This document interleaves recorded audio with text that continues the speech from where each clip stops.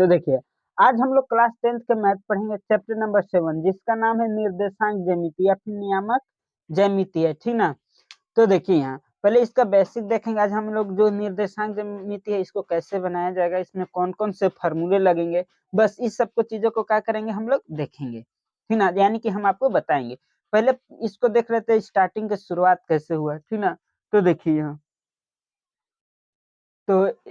यहाँ एक एक ग्रीक के गणितज्ञ थे जिनका नाम था मेनाइचमस नाम था। क्या नाम था? मेनाइचमस। इन्होंने कहा था कि किसी भी बिंदु को दिखाने के लिए दूसरे बिंदु का होना आवश्यक है, ठीक ना। यानी कि दूसरे बिंदु का होना आवश्यक है। कौन कहे थे? उमर खयाम कहे थे कि किसी भी बिंदु को दिखाने के लिए, ठीक ना, दूसरे बिंदु के आवश्यकता होती है। तब बात इन्होंने सही कहे थे कि मान लेते कि अभी हम यहाँ हैं, ठीक ना, यहाँ पर है खड़ा, हमको जाना है यहाँ औरंगाबाद, जाना है ना। तो अगर मान लीजिए कि अब यहाँ है और अगर हमको निश्चित नहीं है कि हमको कहाँ जाना है तो आप जा पाइएगा नहीं ना। तो ये बोले थे कि किसी भी बिंदु को दिखाने के लिए दूसरे बिंदु की आवश्यकता होती है। कौन कहे थे? तो ये कहे थे ग्रीक के जो गणितज्ञ थे मेनाइचमस कहे थे। इसके बाद जो है एक और वैज्ञानिक है, ठीक ना, जिनका जो नाम था उमर खयाम। इन्होंने कहा कि ए मेनाइचमस जी, ठीक ना, ए मेनाइचमस जी, ठीक ना, आप जो कह रहे हैं बतिया सही है, ठीक ना, कि किसी भी बिंदु को दिखाने के लिए दूसरा बिंदु का होना आवश्यक है, लेकिन साथ में दिशा भी होना चाहिए, ठीक ना, दिशा भी होना चाहिए। किस लिए? मान लीजिए कि औरंगाबाद हमको जाना है, अगर ऐसे जाएंगे, ऐसे से भी जा सकते हैं ना, तो क्या हो जाएगा? तो दूरी का जो है अंतर पड़ जाएगा, ठीक ना। अब ऐसे कि कैसे जाए पता नहीं चलेगा, लेकिन कोई कह दे कि आपको दाएं बाएं होके जाना है, आपको पूर्व मुड़ना है, पश्चिम मुड़ना है, उत्तर मुड़ना है, ऐसे बता दे तो हम जल्दी जल्दी जो है वहां क्या करेंगे, पहुंच जाएंगे। तो चलिए आगे जो है फिर आ गए थे फेरस के गणितज्ञ जिनका नाम था रेनी डी केस। तब फिर बाद में रेने डी केस आए और इनके मित्र जो थे जिनका नाम था पेरेडी फेरमेट आए थे। तो इन लोग जो है नियामक ज्यामिति को एकदम विस्तार रूप से बताया, ठीक ना। तो आज जो हम लोग पढ़ेंगे ये दोनों का जो बनाया हुआ रेने डी केस और पेरेडी फेरमेट का जो बनाया हुआ निर्देशांक ज्यामिति है, इसी का हम लोग क्या करेंगे, अध्ययन करेंगे। तो चलिए अब हम लोग क्या करते हैं, चलते हैं, ठीक ना। तो देखिए ये दोनों जो है पहले एक ढांचा तैयार किए, पहले देखिए, ठीक ना, ध्यान से।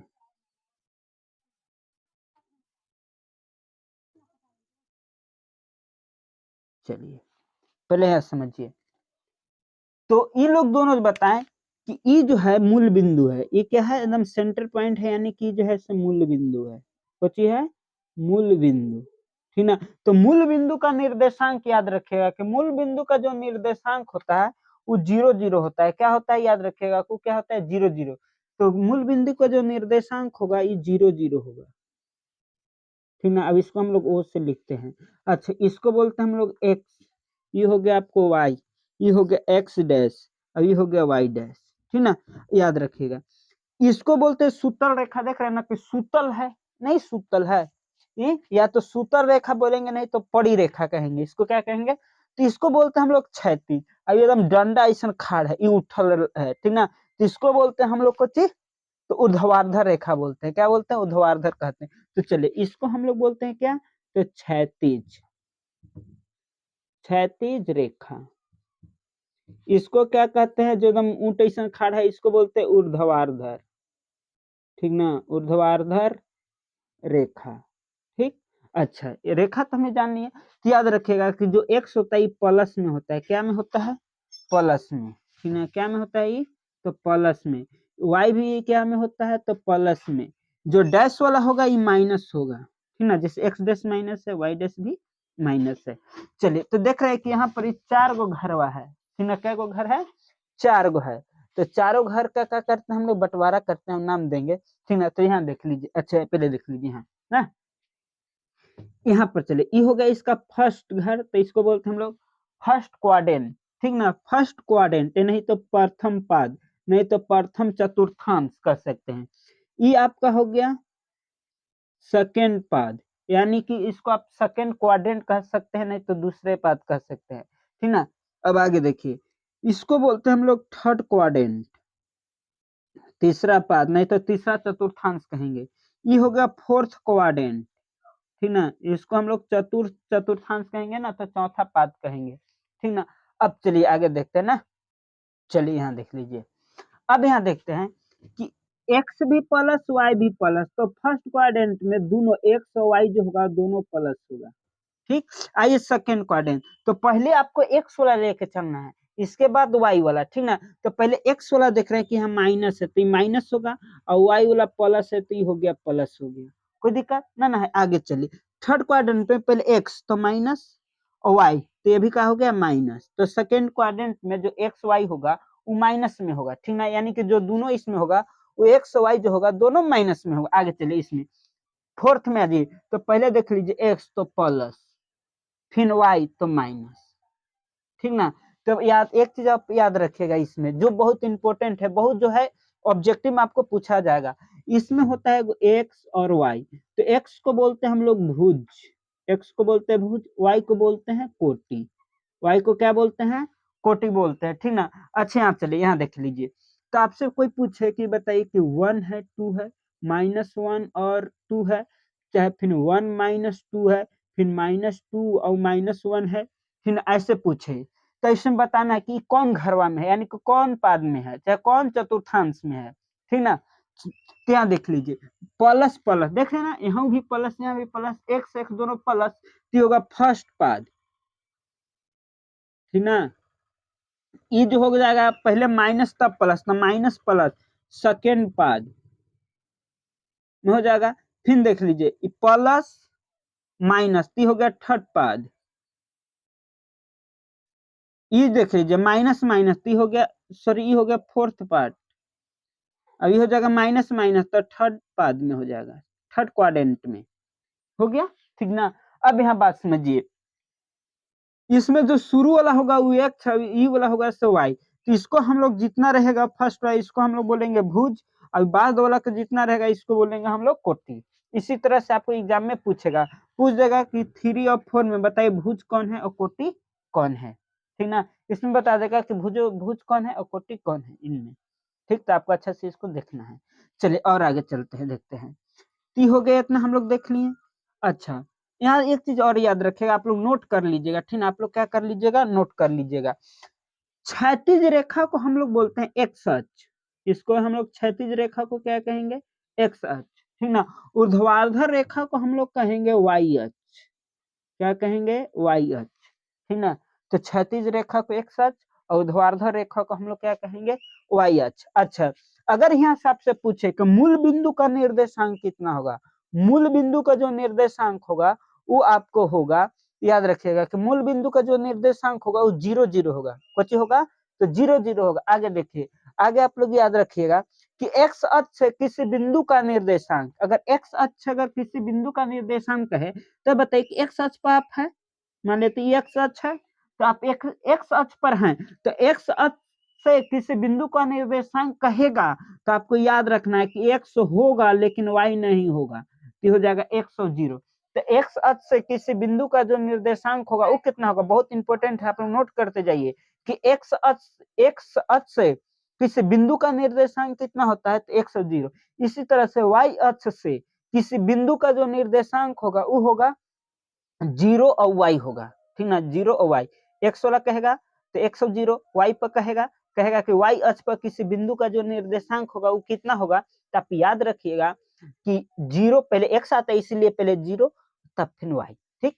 चलिए अगला देखिए, अगला आप अगर नोट करना है तो कीजिए, तो अगला पॉइंट आप नोट करिएगा, ठीक ना। कि अगला पॉइंट आप लोग नोट करिएगा जल्दी कि एक्स अक्ष से किसी बिंदु का दूरी, एक्स अक्ष से किसी बिंदु का दूरी क्या कहलाता है, तो एक्स अक्ष पर है, इसका बिंदु का जो दूरी होगा ऐसे हम खींचेंगे, ऐसे खींचेंगे ना, तो ये आपका कहलाएगा वाई निर्देशांक, क्या कहलाएगा वाई निर्देशांक।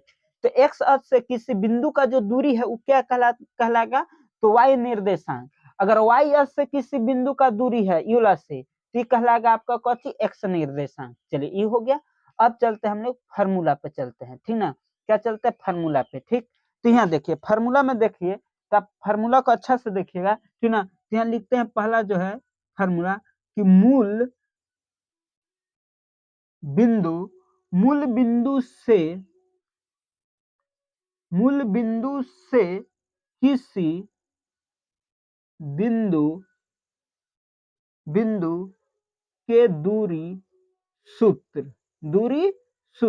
बराबर, आप याद रखिएगा कि कह रहा है कि मूल बिंदु से किसी बिंदु का दूरी सूत्र जो होता है वो होगा √x² प्लस y²। ठीक ना, क्या होगा? तो x² प्लस y²। अच्छा, अगर मान लेते हैं यहाँ दूसरा देखते हैं हम लोग, कि नहीं हो गया, दूसरा नंबर में देखते हैं कि दो बिंदुओं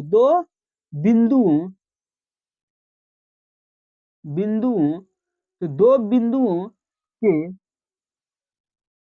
बीच के दूरी सूत्र, दो बिंदु के बीच की दूरी सूत्र। तो देखिए दो बिंदु है तो मान लेते कि हो गया, ये बिंदु के मान लेते हैं ए, अभी मान लिए हम ये बिंदु को मान लिए बी, इसके जगह पर x1 और y1 लिख दिए, इसके जगह पर हम x2 और y2 लिख दिए।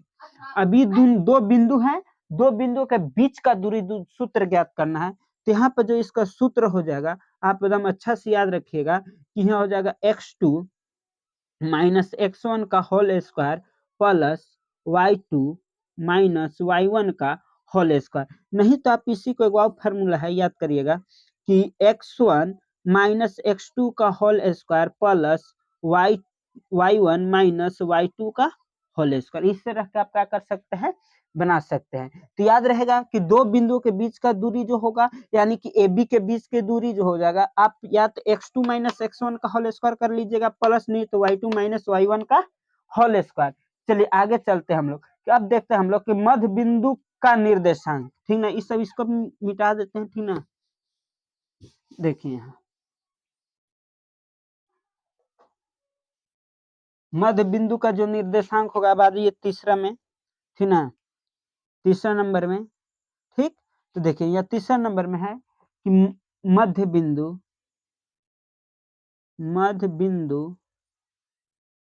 का निर्देशांक।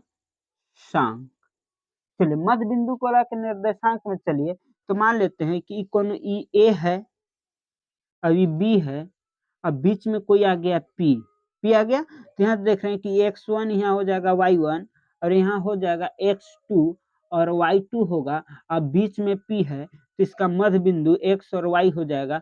अगर इसका निकालने कहेगा निर्देशांक, किसका कहेगा, मध्य बिंदु का निर्देशांक, तो यहाँ एकदम ध्यान दीजिए, यहाँ हो जाएगा कि x1 प्लस x2 बटे 2 और यहाँ हो जाएगा y1 प्लस y2 बटे हो जाएगा 2 हो जाएगा। ठीक ना, चलिए अब हम लोग चलते हैं विभाजन सूत्र में। ये हो गया, तो इतना को क्लियर करते हैं, अब विभाजन सूत्र में चलते हैं। ठीक ना, चलिए यहाँ इतना नोट कर लीजिए ना, आगे चलते हैं ना। तो देखें यहाँ यही देख लीजिए, अब विभाजन सूत्र में चलेंगे हम लोग, विभाजन सूत्र। तो विभाजन सूत्र जो है दो तरह के होते हैं, एगो अंतः विभाजन होता है, एगो ब्रहा विभाजन होता है। एगो अंतः विभाजन होता है, ब्रहा विभाजन। तो पहले हम ये देखते हैं अंतः विभाजन के। ठीक ना, कुछ किसको देखते हैं, तो अंतः विभाजन। तो चलिए यहाँ देख लीजिए, पहले हम लोग बात करेंगे अंतः विभाजन के सूत्र देखेंगे, किस विभाजन के, तो अंतः। ठीक ना, किसको देखते हैं, तो हाँ अंत इसलिए देते हैं, अंतः विभाजन का सूत्र, विभाजन का सूत्र। तो यहाँ तनी ध्यान दीजिएगा, अंतः विभाजन में है कि मान लेते कि ये है, अभी बी है, ए और बी है, तो यहाँ जो है ये पी जो है ये बी के तरफ है, मान लेते कि यहाँ पर है, तो ये यहाँ से लेके यहाँ तक को जो हम लोग कहेंगे, ये कहेंगे आपका हो जाएगा एम, अब ये जो हो जाएगा ये हो जाएगा आपको एन। ठीक ना, यहाँ पे बात करें तो होगा x1 और y1 और यहाँ हो जाएगा x2 और y2। ठीक ना, यहाँ पर हो जाएगा x और y। ठीक ना, तो देखिए विभाजन सूत्र है तो विभाजित कर रहा है लेकिन उधर है। ठीक ना, पीस दम जो है या तो इधर रहेगा या उधर रहेगा। चलिए यहाँ देख लीजिए, इसका जो फार्मूला जो होता है एकदम याद रखिएगा। ठीक ना, कि विभाजन सूत्र का वो एक्स वाई बराबर जो होता है, याद रखिएगा, M X two plus N x1 बटे एम प्लस एन। फिर हो जाएगा यहाँ कि एन सॉरी फिर हो जाएगा M y2 plus N y1 बटा m+1, सॉरी m+n। ये हो गया कौन सा विभाजन? तो ये आपका होगा अंत विभाजन। अगर अगर हम ब्राहा विभाजन देखें तो ब्राहा विभाजन में देखते हैं तो मान लेते हैं कि बिंदु ए है, अभी बी है, ये बढ़ गया, यहाँ पर आ गया कोची पी, तो पी जो है ए बी के कोची है बाहर है, तो पूरा हो जाएगा एम, पूरा होगा एम, और इतना दूर हो जाएगा आपको कोची एन। तो हम लोग देखते हैं अंत विभाजन का फॉर्मूला, यानी कि ब्राहा विभाजन, सॉरी ब्राहा विभाजन का देख रहे हैं, तो ब्राहा विभाजन में आपका हो जाएगा फॉर्मूला, ठीक ना, देखिएगा यहाँ ध्यान से, ठीक है, ब्राहा विभाजन का हो जाएगा विभाजन सूत्र जो हो जाएगा बस ऐसी रहेगा, आपको खाली माइनस लग जाएगा, यानी कि एक्स वाई में हो जाएगा M x2 minus N x1 बटा m-1 ठीक ना, और एक हो जाएगा M y2 minus N y1 बटे m-n। ये हो गया आपको कोची, तो हो गया ब्राहा विभाजन का सूत्र, अभी हो गया अंत विभाजन का सूत्र। चलिए आगे चलते हैं, ठीक ना। अच्छा, इस सबके एग्जाम्पल में हम रह के आपको बता देंगे, ठीक ना। चलिए आगे चलते हैं ना, चलिए आगे देखते हैं। एक चीज आप याद रखिएगा, ठीक ना, कि जब x तथा y क्या करें, कि जब x तथा y किसी रेखा का विभाजन करता है, कुछ करता है, जब x तथा y किसी रेखा का विभाजन करता है तो उसका जो अनुपात है ना बाबू, वो के अनुपात 1 लेना है, कुछ लेना है, के अनुपात कुछ लेना है, 1 लेना है। चलिए चाहे आप लिख सकते हैं कि किसी रेखा को x अक्ष या y अक्ष विभाज करे तो, करे कि यदि किसी रेखा को x अक्ष तथा y अक्ष विभाज करे तो आपको अनुपात में लेना है, के अनुपात 1 लेना है, ठीक ना, कुछ लेना है, के अनुपात कितना लेना है, 1 लेना है, ठीक ना। चलिए आगे चलते हैं, तो चलिए देखते हैं, चलिए आगे देखते हैं हम लोग, ठीक ना, याद रखिएगा। अब हम लोग चलेंगे त्रिभुज, त्रिभुज के केंद्रक का निर्देशांक, निर्देशांक। तो चलिए देखिए त्रिभुज के केंद्रक के निर्देशांक, तो यहाँ ध्यान से देखिए, ये आपका त्रिभुज हो गया, क्या हो गया, ये त्रिभुज हो गया, इसका नाम दीजिए ए, ई बी और सी। अच्छा केंद्रक होगा, ये बीच में होगा, केंद्रक क्या होगा, बीच में, इसको हम लोग लिखते हैं x1 और y1 ना, इसको लिखते हैं x2 और y2, इसको हम लोग लिखते हैं x3 और y3, ठीक। तो यहाँ देखिए कि ये जो होगा केंद्रक का आप कहलाएगा, तो याद रखिएगा, तो त्रिभुज की सभी मध्यक का क्या करें, कि त्रिभुज की सभी मध्यक का, ठीक ना, जिस बिंदु पर काटती है, क्या करें कि जिस बिंदु पर काटती है या फिर मिलती है उसी को हम लोग केंद्रक कहते हैं। ये मध्यका क्या होता है, ठीक ना, ये मध्यका क्या होता है, तो यहाँ देखिए कि किसी त्रिभुज के शीर्ष से खींचा गया वह रेखा, कह रहा है कि किसी त्रिभुज की शीर्ष से, ये देखिए त्रिभुज है, इसके शीर्ष से खींचा गया वह रेखा जो सामने वाला भुजा को, सामने वाला भुजा को बीच से काची कर दे, विभाज्य कर दे, या बीच से क्या कर दे, काट दे, या उसके मध्य से क्या कर दे, काट दे, उसी को हम लोग मध्यका कहेंगे। देखिए ये त्रिभुज के हो गया शीर्ष, शीर्ष से खींचा गया वह रेखा, इसके सामने वाला मध्य हो गया, यानी कि किस त्रिभुज के शीर्ष से खींचा गया वह रेखा जो सामने वाला भुजा को, जो सामने वाला भुजा को मध्य से विभाजित कर दे, चाहे मध्य यानी कि उसके बीच में से काट दे, उसी को हम लोग कुछ कहेंगे, तो उसी को हम लोग मध्यका कहेंगे। देखिए ये होगा त्रिभुज के होगा शीर्ष, इससे जो खींचा गया वह रेखा जो सामने वाला के भुजा को मध्य से काट दे, यानी कि बीच से काट दे, उसी को हम लोग मध्यका कहेंगे। ये हो गया, ठीक ना। तो देखिए यहाँ पे जो सब कटा मध्यका, इसी को हम लोग क्या, इसी को हम लोग कुछ कहेंगे केंद्रक कहेंगे, कुछ कहेंगे केंद्रक, ठीक ना। इसको हम लोग केंद्रक को जी से सूचित करते हैं, कुछ से सूचित करते हैं, जी से। तो यहाँ देख रहे इसका जो फार्मूला हो जाएगा, यानी कि त्रिभुज के केंद्र का जो निर्देशांक हो जाएगा वो x1 plus x2 plus y, sorry x3 बटे 3 हो जाएगा, इसी तरह से y1 plus y2 plus y3 बटा हो जाएगा, कितना हो जाएगा 3, इसका शुद्ध निर्देशांक ही हो गया। इससे आपको क्या कर लीजिएगा, ज्ञात कर लीजिएगा, ठीक ना। अब देखते हैं हमने त्रिभुज का कुछ क्षेत्रफल, ठीक ना। त्रिभुज का क्या देखते हैं, क्षेत्रफल। यहाँ देख लीजिए, अब हम देखेंगे त्रिभुज का क्षेत्रफल, त्रिभुज का क्षेत्रफल। अच्छा, त्रिभुज का क्षेत्रफल आप ज्यामिति में पढ़े होंगे कि 1/2। देखिए त्रिभुज का क्षेत्रफल बहुत सारा हमने पढ़ लिया है, यानी कि ज्यामिति में हम लोग पढ़े थे, ठीक ना। एगो आप पढ़े होंगे कि 1/2 आधार गुने शीर्ष लंब चाहे फिर ऊंचाई, ठीक ना। एगो आप हिरोन का सूत्र में पढ़े होंगे, ठीक ना, कि s इंटू एस माइनस ए, फिर होते एस माइनस बी, और फिर पढ़ेंगे एस माइनस सी। अच्छा, आप लोग जो है 10th में गए तो आप लोग जो है क्षेत्रमिति में पढ़े होंगे, ठीक ना। कोचिंग में पढ़े होंगे कि क्षेत्रमिति में पढ़े होंगे कि त्रिभुज 1/2 R square into sine theta, ठीक ना, साइन थीटा। लेकिन हमने निर्देशांक ज्यामिति में त्रिभुज का क्षेत्रफल पढ़ेंगे, ठीक ना। चलिए, तो ये देख लिए, ये त्रिभुज है, तो ये इसी का देख लीजिए फॉर्मूला, तो इसका होगा 1/2, ठीक ना। ये मोड है, मोड का क्या काम है, तो मोड का एक ही काम है इसमें कि जो माइनस वाला चिन्ह है ना, माइनस को प्लस करेगा, ठीक ना, यानी कि माइनस नहीं रहेगा, यानी कि जो भी माइनस रहेगा उसको क्या कहेगा, करेगा तो प्लस करेगा। चलिए देखिए यहाँ, तो यहाँ हो जाएगा कि x1, अभी इसका हम ट्रिक भी बताएंगे याद करने के लिए, पहले लिख दे रहे हैं कि x1 ऐसे देखिए, x यानी कि x का जो मान होगा वो 123 होगा, ठीक ना।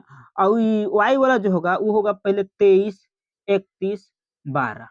इसका ट्रिक है, कोड है, x 123 और y पहले 23, 31, 12। चलिए इसका यूज करिए, तो पहले x1, तो ये हो गया। अब यहाँ देखिए y वाला ही हो गया, ये सब y के लिए जगह पर रखेंगे, y1 y2 ना। तो यहाँ देखिए ये हो गया y2, तो यहाँ हो गया y2 माइनस y3, तो देखिए 23 हो गया, फिर प्लस, फिर हो जाएगा x2, फिर 23, 31, तो y3 माइनस y1 ना, फिर प्लस, फिर आ जाएगा x3, अब फिर 23, 31, 12, सॉरी 23, 31, 12 हैं, 23, 31, 12, 23, 31, 12, तो आपकी हो जाएगा y1 माइनस y2। चलिए फिर मोड हो गया, तो याद रखिए x का वैल्यू देखिए कि 1, 2, 3, 123, और यहाँ देखिए y वाला के 23, 31, 12, तो पहली आप इसके जगह पर y रखना, फिर इसके जगह पर, फिर तो एक को पारा पारी देखते जाइए, आप प्लस का चिन्ह देते जाइए। तो आप चाहे फिर लगा सकते हैं कि शुरू बार में आप रख सकते हैं 123, फिर आप रख सकते हैं 231, नहीं तो आप रख सकते हैं 312, याद रहेगा। तो पहले आपको x रखना है, इधर दूगो y हो गया, बीच में माइनस कर देना, ये आपका x है, y हो गया बीच में माइनस, ये आपका x है, अब बीच में प्लस इसमें देना है, ठीक ना, अब फिर y का मान देना है, अब बीच में माइनस कर देना है। तो आप 23, 31, 12 से इसको भी आपका कर सकते हैं, याद कर सकते हैं, 23, 31, 12 से अब x का मान हो गया 100, 100 हो जाएगा आपको 32, 133 हो जाएगा, इस तरह से, ठीक ना। चलिए अब देखते हैं कि अगर मान लेते हैं कि जब तीनों बिंदु सरेख हो, यहाँ लिख देते हैं कि जब तीनों बिंदु सरेख हो तो त्रिभुज का क्षेत्रफल बराबर 0 होता है। कितना होता है? 0। सेम इसी रहेगा, इसी में आपको 0 लगा देना है, बाद में क्या लगा देना है? 0 लगा देना। अब चलिए आते हैं आगे, ठीक ना। यानी कि जब त्रिभुज सरेख हो, सरेख का मतलब आता है समझ में, एकदम ऐसे हो, ठीक ना। ये आपका ए हो गया, ये आपका बी हो गया, अभी आपका क्या हो गया? सी हो गया। यानी कि आपका है x1 y1 हो गया, ये आपका हो गया x2 y2 हो गया, ठीक ना। और ये हो गया आपको x3 और y3, तो सरेख हो गया। जब तो यहाँ त्रिभुज का क्षेत्रफल होगा ना 0, यानी कि आप लिख सकते हैं कि 1/2 मोड x1 इंटू लिख सकते हैं कि y2 minus y3 plus x2 into y3 minus y1 plus x1 minus x2 बराबर 0, ऐसे लिख सकते हैं, ठीक ना। अच्छा, इतना तो हो गया, यहाँ तक कोई दिक्कत ना है। चलिए अब आगे चलते हैं ना। अब हम चलते देख लेते हैं चतुर्भुज में, ठीक ना। किस में देखते हैं? तो चतुर्भुज, यहाँ लिखते हैं कि चतुर्भुज, तो चतुर्भुज में हम लोग देखेंगे 4 गो चीज के बारे में, कि पहला देखेंगे आयत, फिर देखेंगे हम लोग समांतर चतुर्भुज, फिर देखेंगे हम लोग वर्ग, फिर इसके बाद देखेंगे समचतुर्भुज। समचतुर्भुज, ठीक ना, कुछ देखेंगे समचतुर्भुज देखेंगे, ठीक ना, ठीक। तो चलिए अब इसको इतना क्लीन कर देते हैं, ठीक। चलिए आगे देखते हैं जल्दी जल्दी। अब इसमें देखेंगे कि आखिर सब चतुर्भुज है, सब में चारों भुजा होता है, कब कब कब आयत होगा, कब समांतर चतुर्भुज होगा, कब वर्ग होगा, कब का होगा समचतुर्भुज होगा। इसमें चलिए इसका बात करते हैं हम। तो चलिए यहाँ देख लीजिए, मान लेते हैं कि देखिए, मान लेते हैं कि ये हो गया, ये बी हो गया, ये सी हो गया, अब ये हो गया डी। पहले हमने दो को लेकर चलते, आयत और समांतर चतुर्भुज लेकर चलते हैं, ठीक ना। इसका भी हो गया ए बी सी और डी। तो यहाँ देख लीजिए, यहाँ जो इसमें होगा यानी कि ए बी बराबर होगा बीसी के बराबर होगा, चाहे सीडी के का होगा बराबर होगा, ठीक है। सीडी लिख देते हैं कि ए बी सी डी के बराबर होगा, ए डी जो होगा ये बीसी के बराबर होगा, ठीक ना। क्या होगा जब बराबर होगा, तो इसमें हमने विकर्ण चेक करेंगे, कुछ चेक करेंगे विकर्ण, ठीक ना। विकर्ण चेक करेंगे तो विकर्ण हो जाएगा एगो एस सी और एगो हो जाएगा आपका बी डी। तो अगर ए सी बराबर अगर बी डी हो गया तो आप समझ लीजिएगा कि ये आयत है, कुछ है ये आयत है, कुछ है ये आयत। इसी तरह से यहाँ देखिए ए बी अगर ये सी डी के बराबर हो, ए डी अगर ये बी सी के अगर बराबर हो, तो इसका विकर्ण चेक करेंगे। क्या चेक करेंगे विकर्ण। अगर इसका जो विकर्ण है, ठीक है, यानी कि ए सी ए डी, अच्छा यहाँ विकर्ण ए डी लिख दे, ए बी सी डी, अच्छा इसको सी कर देते हैं ना, ये हो गया सी, अभी हो गया डी। तो यहाँ हो जाएगा ए सी डज नॉट होगा आपको किसका होगा बी डी का। तो जब ए सी डज नॉट अगर बी डी हो गया तो आप समझ जाइएगा कि समांतर चतुर्भुज है, समांतर चतुर्भुज है, ठीक ना।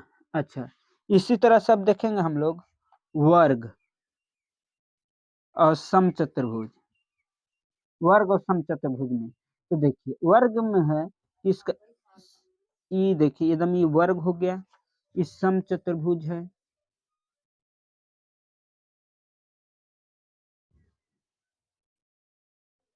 यहाँ देख लीजिए, ठीक है। यहाँ देखिए ये हो गया ए बी सी डी, इसमें भी ए बी सी डी। चलिए यहाँ देख लीजिए, यहाँ देखिए यहाँ जो आपका हो जाएगा, तो देखिए यहाँ कि ए बी किसके बराबर हो जाएगा, तो सी डी के बराबर, ए बी बराबर ए डी बराबर आपका हो जाएगा बी सी, ठीक है। तो इसका विकर्ण ज्ञात करेंगे, विकर्ण, तो विकर्ण आपको हो जाएगा ए सी और बी डी। तो अगर ए सी बराबर अगर बी डी आता है तो ये आपका क्या हो जाएगा वर्ग हो जाएगा, क्या हो जाएगा वर्ग हो जाएगा। इसी तरह से अगर यहाँ देखेंगे कि ए बी बराबर अगर सी डी है, ठीक ना, अगर ए बी ए डी बराबर आपका अगर बी सी है, तो यहाँ भी अब हम लोग को क्या चेक करना है, तो विकर्ण चेक करना है। क्या चेक करना है हम लोग के, तो विकर्ण क्या करना है चेक करना है, ठीक ना। क्या चेक करना है विकर्ण। तो विकर्ण अगर चेक करेंगे, ठीक ना, विकर्ण अगर चेक करेंगे तो विकर्ण अगर एस सी और बी डी अगर नहीं बराबर आया, यानी कि ए सी डज नॉट आ गया कुछ बी डी, तो आपका समचतुर्भुज हो गया। ये क्या हो गया आपका समचतुर्भुज। तो इतना चीजों को आप अच्छा से क्या कर लीजिएगा, याद कर लीजिएगा, आप फार्मूला याद रखिएगा। इसके बाद है नया वीडियो में हम लोग आएंगे, इसको हम चैप्टर को क्या करेंगे बनाएंगे, ठीक ना। और बहुत आसान तरीका से आपको समझ में आएगा। आप लोग जो है इसका फार्मूला को अच्छा तरीका से क्या कर लीजिएगा, याद कर लीजिएगा, ठीक ना। तो चलिए अब हम लोग अगला वीडियो में मिलेंगे। अगर वीडियो अच्छा लगा होगा तो लाइक करिए, सब्सक्राइब करिए, अपने मित्रगण को भी क्या करिए बताइए, ठीक ना। ठीक इसी तरह से सपोर्ट करते रहिए। चलिए।